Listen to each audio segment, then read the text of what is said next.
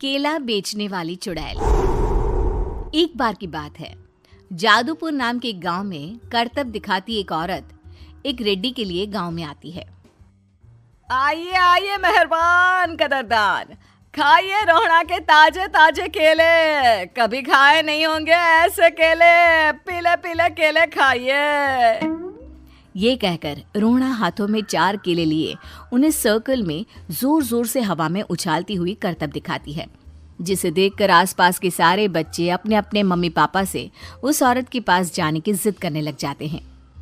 पापा, ऐसा तो सर्कस में बॉल से होता है ना, ये आंटी तो केले से कर रही है। चलिए ना पापा, देखते हैं। रोहड़ा एक पतली सी तार पर चलती हुई केलों से करतब दिखाती है।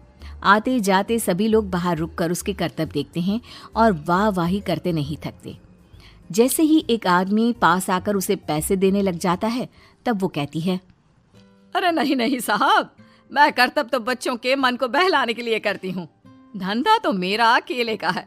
पीछे देखो मेरी रिड्डी, जो भी मेरे केले खाएगा मेरी तरह चुस्त दुरुस्त और तंदुरुस्त हो जाएगा। पता चलता है क्या कि मेरी उम्र 55 की है। अरे पर ऐसे ठंड के मौसम में कोई केला क्यों खाएगा? ये ऐसे वैसे केले नहीं है साहब, ये शरीर में गर्मी देते हैं। ठंड को दूर भगाए जो भी रोहिणा के केले खाए। पापा, अगर मुझे केले नहीं मिले तो मैं घर नहीं जाऊंगी।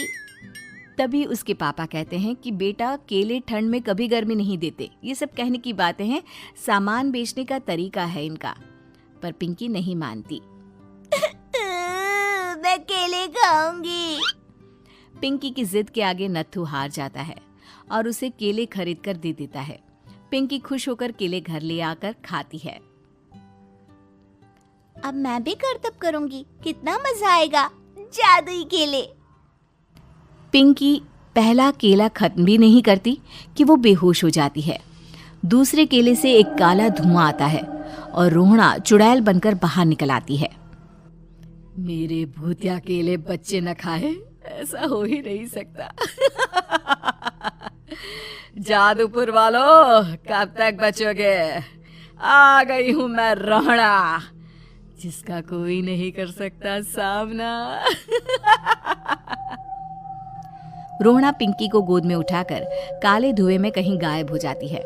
शाम के वक्त नत्थू घर लौटता है और पिंकी को घर में ना पाकर उसकी माँ से कहता है, माँ पिंकी कहाँ है? अरे बेटा, उसे तो तू सुबह करतब दिखाने ले गया था ना, फिर कहाँ वापस आए तुम दोनों? मुझे लगा तू उसे अपने साथ मंडी ले गया होगा।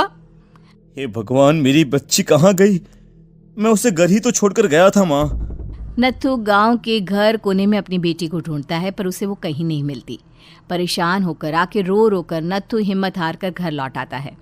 अगली सुबह रोहड़ा फिर से करतब दिखाने आती है और इस बार पिंकी की तरह रोनी केले खरीद लेता है। 50 रुपए दिए थे पापा ने, सारे पैसों की मैंने केले खरीद लिए हैं।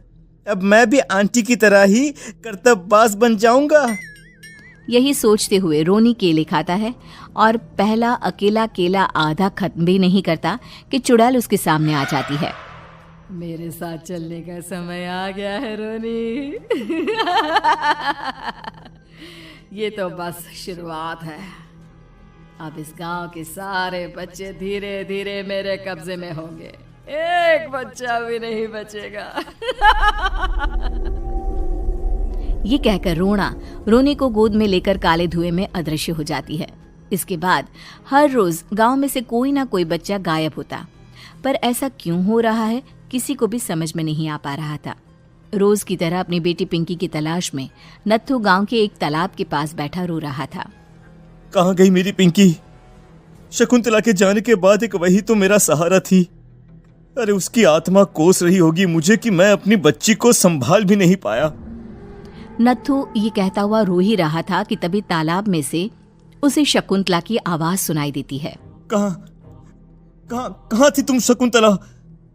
हमारी बच्ची और सारे गायब हुए बच्चे रोहड़ा के कब्जे में हैं। वो बच्चों को जो केले देती है उससे बच्चे बेहोश हो जाते हैं और उसके कब्जे में आ जाते हैं और वो उन्हें ले जाकर काली दुनिया में ले जाती है। पर वो ऐसा क्यों कर रही है? ये मैं नहीं जानती, पर उस दुनिया का रास्ता मैं आपको बता सकती हूँ। जहां ये नदी खत्म होती है वहां एक केले का पेड़ है, उसके नीचे एक दरवाजा है, वहीं से रास्ता जाता है उस दुनिया का। ये कहकर शकुंतला की आत्मा गायब हो जाती है। गांव के सभी लोग झुंड बनाकर उसी रास्ते से काली दुनिया में चले जाते हैं और वहां देखते हैं कि सारे बच्चे वहां काम कर रहे थे। पापा मुझे ले चलो यहाँ से। पापा पापा। सभी बच्चे अपने मम्मी पापा से लिपट जाते हैं। तो तुम लोग यहाँ तक आ गए? क्यों हमारे बच्चों को पकड़ लिया तूने? तुझे शिकार ही बनाना है तो ले, हम सब आ गए हैं, हमें खा ले। नहीं, मुझे बच्चे चाहिए। मेरे बच्चे के बदले तुम लोगों के बच्चे। क्या मतलब? मैं इसी गांव में रहने वाली एक औरत थी। केले की चोरी के इल्जाम में मेरे बेटे को गांव वालों ने इतना मारा कि वो मर गया।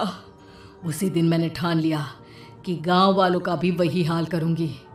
कुछ दिन बाद बेटे के चले जाने के दुख में मैं भी मर गई और मेरी भटकती आत्मा एक चुड़ैल बन गई। और फिर मैंने बदला लिया तुम सबके बच्चे छीनकर। बर्दाश्त नहीं कर पाए ना? सोचो मुझ पर क्या बीती होगी। हमें माफ कर दो रोना। पता नहीं ये किसकी गलती थी, पर हम सभी माफी मांगते हैं। हमारी खुशियां लौटा दो, तुम भी तो एक माँ हो। गांव वालों की बात सुनकर रोना का मन पिघल जाता है और वो बच्चों को छोड़ देती है। उसके बाद काली दुनिया बच्चों के लिए जादुई दुनिया बन जाती है।